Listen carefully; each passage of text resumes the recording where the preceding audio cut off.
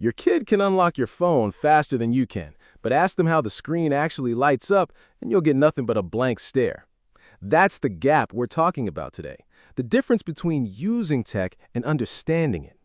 I'm Rajiv Patel, and I've spent 15 years building systems where hardware meets software in enterprise environments.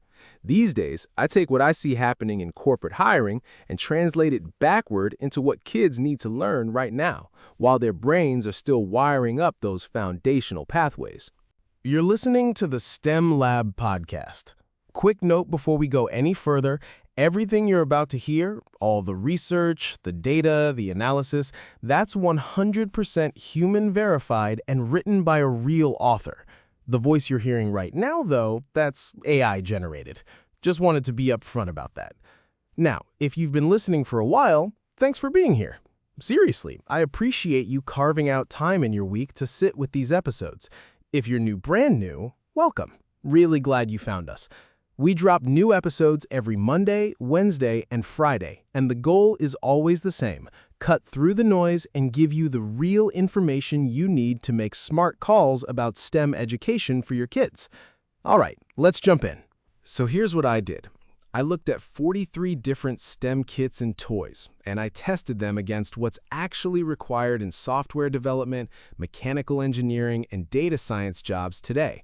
Not what sounds fun, not what has good Amazon reviews, what actually builds skills that progress, that stack, that matter 3 years from now when your kid hits middle school. Because this age range, 7 to 10, it's a critical window. The research on neurodevelopment is pretty clear here. This is when foundational logic structures get built, and those structures either support advanced computational thinking later or they don't.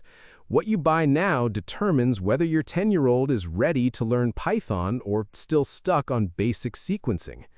Now, let's talk about what you should actually look for when you're evaluating these products.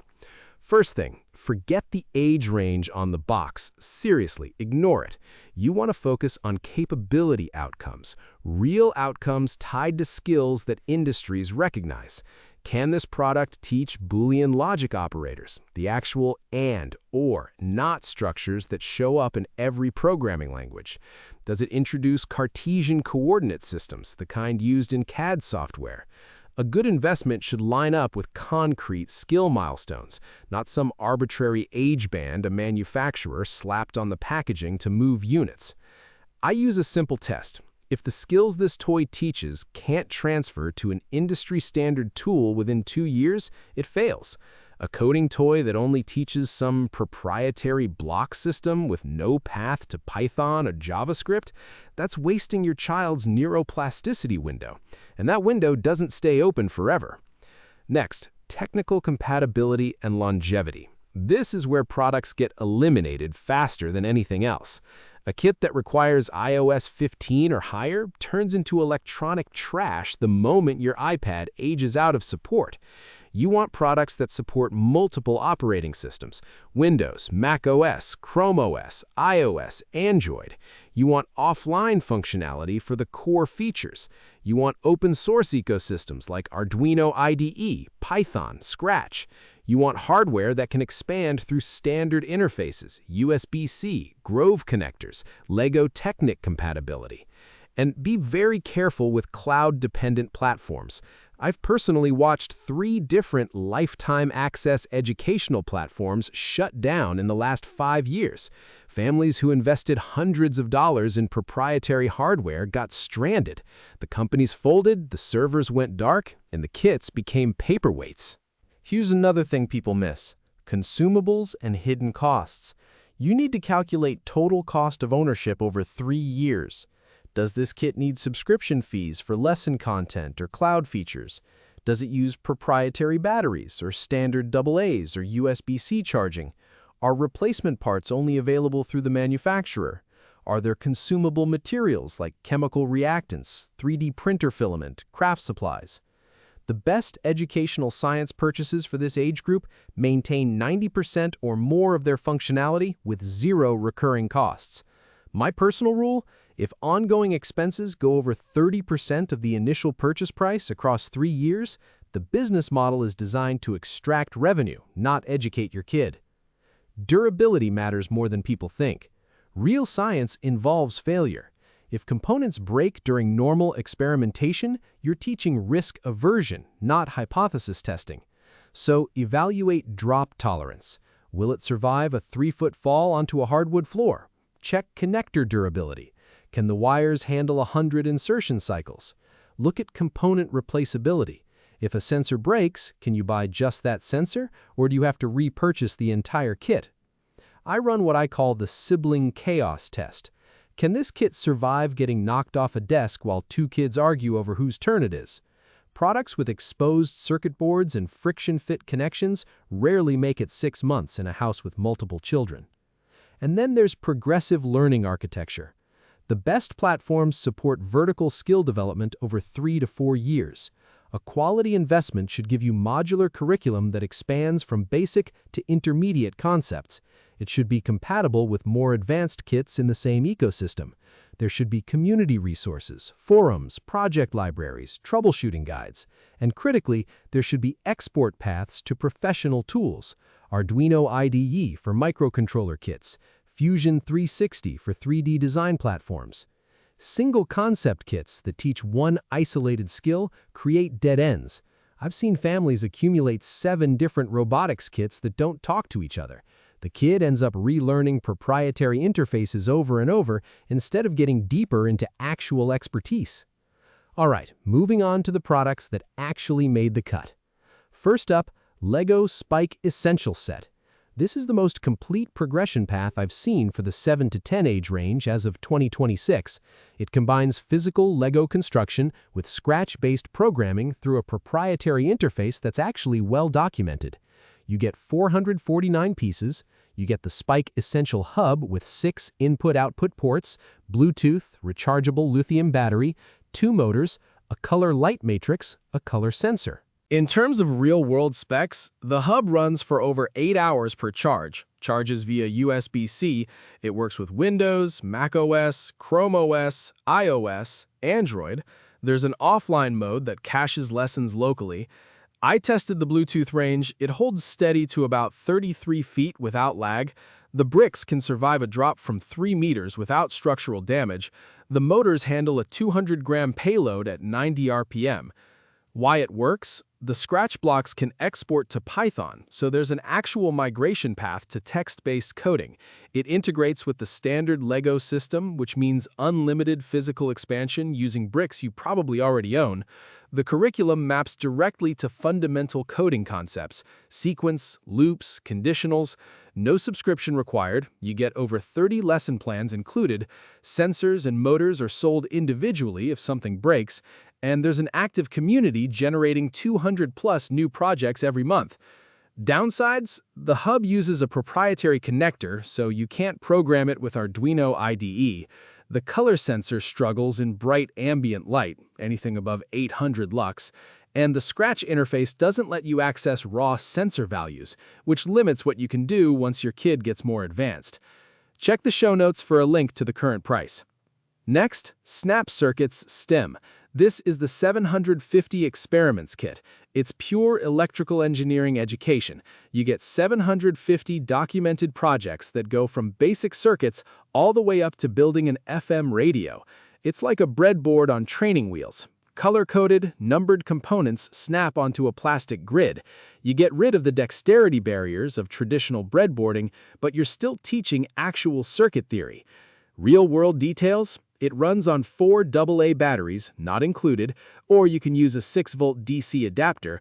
All the components are rated for over 300 connection cycles. The modules use standard electronic symbols that match professional schematics. It's compatible with Snap Circuits Junior, Pro, and Arcade extension sets. The grid is about 13.5 inches by 10 inches. No software, no connectivity, completely offline. Why it works? It teaches real component behavior. Resistors, capacitors, transistors, LEDs, these are functional parts behaving the way they actually behave in real circuits.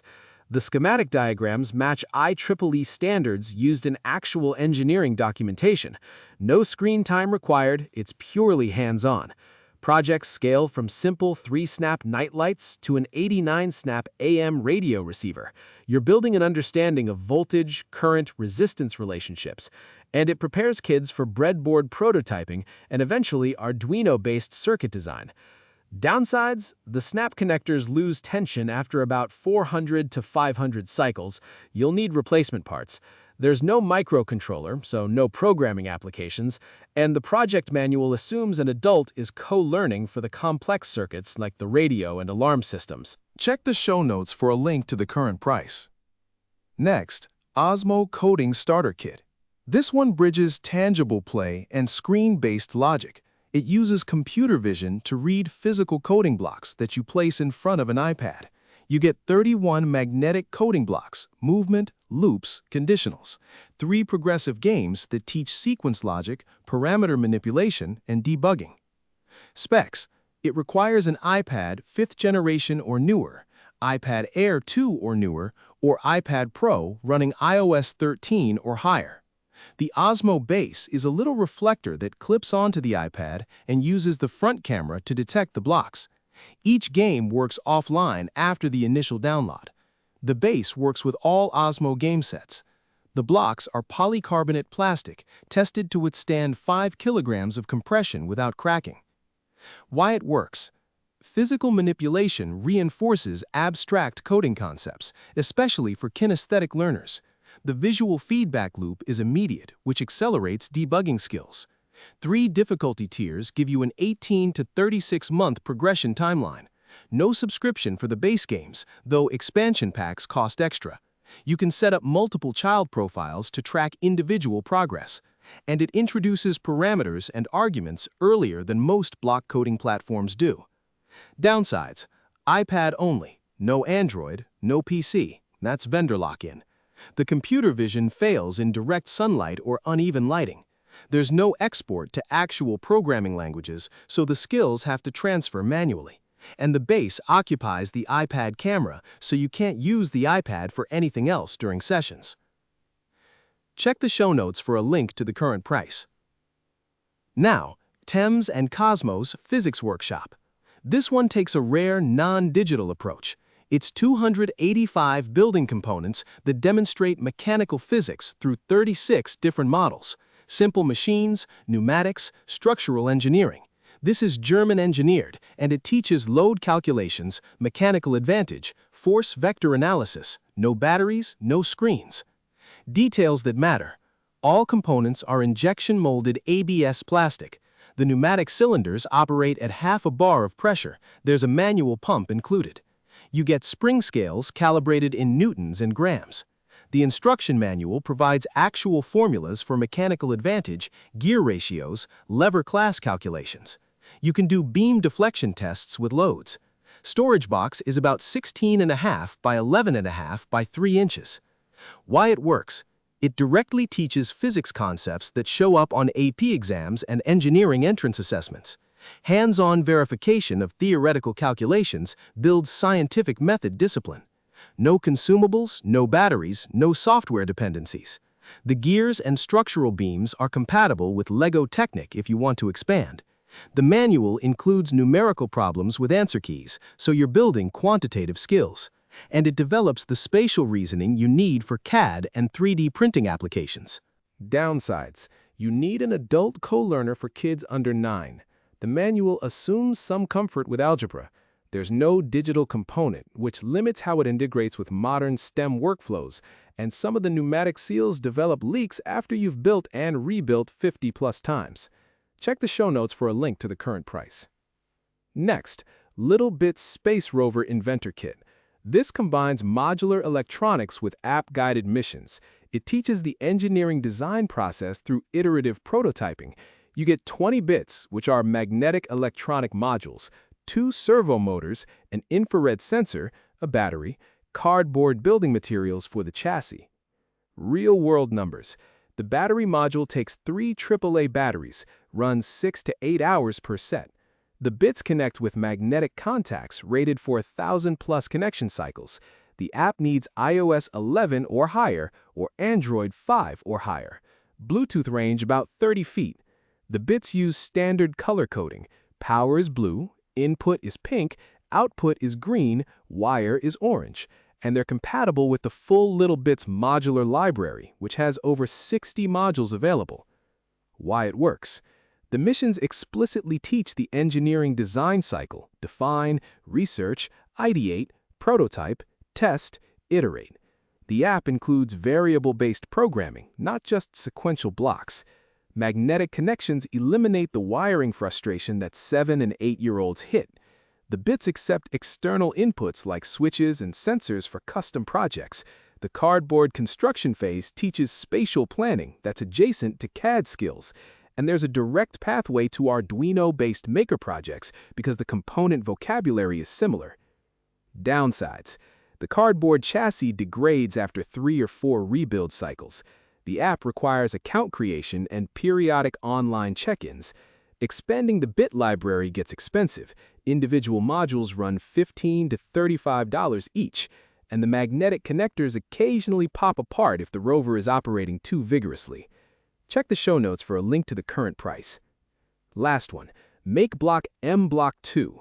This is the bridge from proprietary block coding to actual computer science.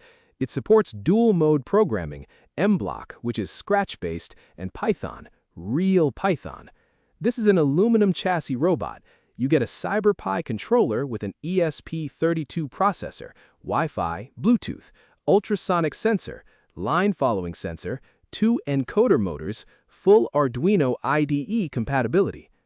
Technical details. The CyberPi runs on an 18650 rechargeable lithium battery, included 90 to 120-minute runtime. It supports Windows, Mac OS, Chrome OS, iOS, Android. The ESP32 processor runs at 240 MHz with 520 megabytes of RAM. Full Arduino core support means you can integrate custom libraries. The chassis is aluminum extrusion with M4 threaded mounting holes. Sensors run on 5-volt logic levels. Expansion ports include 4 proprietary RJ25 ports and 2 standard GPIO headers. Why it works. True Python support, not a simplified variant. You're teaching production-level syntax. Arduino IDE compatibility gives you industry-standard development environment experience. Wi-Fi enables IoT projects, MQTT, HTTP requests, web dashboards. M-Block can export code to text so you can see the underlying logic and transition from blocks to actual code. The aluminum construction survives repeated crashes during autonomous navigation testing. The open GPIO headers accept standard sensors from electronics distributors, and encoder motors let you teach PID control loops, which is an advanced middle school concept. Downsides. M-Block software is laggy on Chromebooks with less than 4 gigs of RAM. The default battery needs a separate charger. You can't charge the 18650 cell with just a micro USB cable. The RJ25 sensor ports use a proprietary pinout, which limits third-party sensor compatibility, and the Python library documentation assumes prior programming knowledge. Steep learning curve if your kid is an absolute beginner. Check the show notes for a link to the current price. All right, let's hit some common questions I get about this stuff. What's the difference between STEM toys and regular science kits? The real STEM products teach transferable technical skills that apply to industry-standard tools. Traditional science kits demonstrate isolated phenomena. A volcano kit shows you an acid-base reaction one time.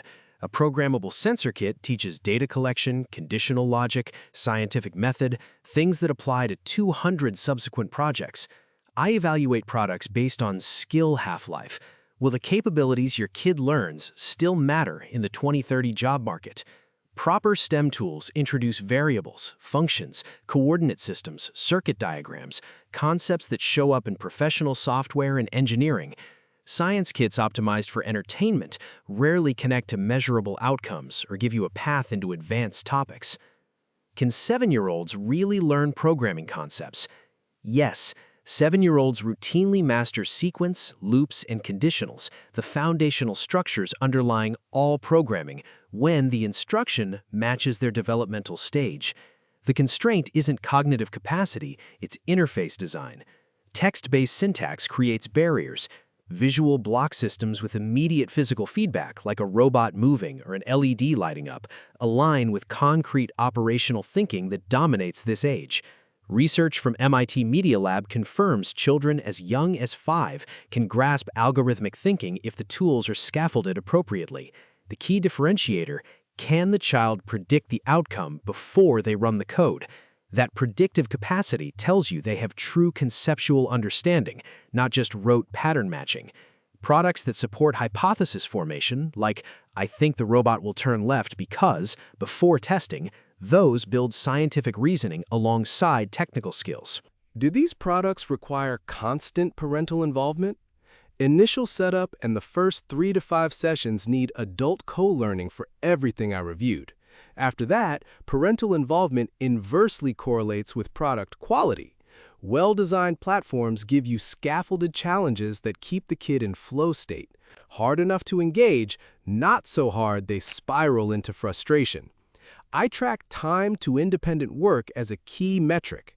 The best tools get to unsupervised operation within 2 hours of total family time. Lego Spike and Snap Circuits hit independence fastest. Osmo requires periodic parent check-ins to move between game tiers. MBOT 2 and the Thames and Cosmos physics models need adult partnership longer, roughly 10 hours of joint work before the kid can drive exploration alone. Budget 20 to 30 minutes per week for all of these to review what got done and talk through the next challenges. How do I know when my child has outgrown a kit? Outgrowing happens when customization stops. Kids who are still learning will modify projects, combine lessons in new ways, attempt challenges beyond what the curriculum provides. When your kid completes activities exactly as instructed without any experimentation, the educational value is exhausted. I watch for 3 signals. 1. Projects get completed in under half the estimated time. 2. No voluntary return to the kit between assigned sessions. 3. Inability to explain what they learned differently from the previous project. At that point, either advance to the next tier in the same ecosystem, Spike Essential to Spike Prime, Snap Circuits STEM to Snap Circuits Pro, or migrate to professional tools. A 10-year-old who's mastered MBOT 2's Python interface should move to Raspberry Pi projects and actual Python IDE environments, not exhaust every last MBOT lesson variant. Are subscription-based STEM platforms worth the cost? Subscriptions create misaligned incentives. The platform profits from engagement time, not learning efficiency. I've tested 11 subscription STEM services. 9 of them prioritize retention metrics over skill progression. The 2 exceptions, which I didn't review here because they're pure software, provide structured computer science curricula that actually match university CS 101 courses. For physical kits, subscriptions fund content production you don't need once you've established a learning rhythm. The best platforms include 30 to 50 hours of base curriculum. That gives you 6 to 12 months to figure out if your child's engagement justifies buying extensions. Buy those extensions one at a time after you've confirmed sustained interest. Subscription models make sense only when you lack time to research the next projects, the platform provides live instruction or grading, or the curriculum specifically aligns with standardized test prep. For exploratory learning and skill building, one-time purchases deliver better return on investment. So here's the verdict. I've spent 6 years tracking which early STEM investments correlate with middle school advanced placement. There's a clear pattern. Depth trumps breadth. Families who bought one ecosystem and exhausted it produced kids more prepared for actual engineering coursework than families who accumulated 15 disconnected kits. If you're prioritizing programming skills with physical feedback, MBOT 2 gives you the most direct path to production environments. You're teaching Python and Arduino IDE, not abstracted variants. If you're skeptical of screen time or working with multiple kids across different age ranges, Snap Circuits delivers pure engineering education with zero digital dependency. Lego Spike Essential sits in the pragmatic middle ground, and it's what I recommend most often. Proven construction system, legitimate programming concepts, room to grow for 3 to 4 years, strong community resources when you hit knowledge gaps. It's not the most direct path to any single skill, but it builds the broadest foundation while keeping kids engaged through a building system they already know. Start with one platform, master it, then expand to complementary domains. That disciplined approach builds careers, not collections. That's it for this episode of the STEM Lab podcast. Thanks for listening all the way through. New episodes come out every Monday, Wednesday, and Friday, so you've always got something fresh waiting. If you got value out of this, I'd be really grateful if you'd leave us a 5-star rating and write a quick review. Honest truth, that's how other parents find the show. It's how the algorithms know to recommend us. It makes a tangible difference, and it only takes a minute. And if you haven't already, go ahead and subscribe or follow the show so you get a notification the second a new episode drops. I'll see you in the next one.